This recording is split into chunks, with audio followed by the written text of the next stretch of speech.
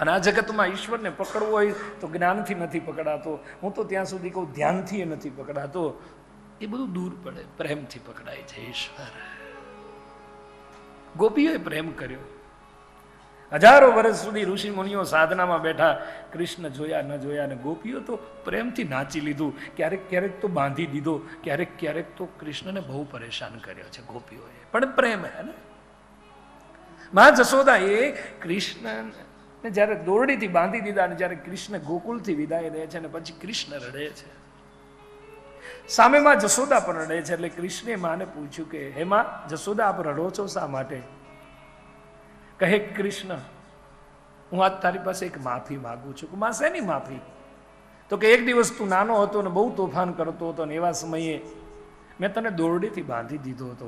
અને ત્યારે કૃષ્ણે બહુ માને સરસ જવાબ આપ્યો હતો કે હે માં, આ જગતમાં મને કોઈ બાંધી ન શકે.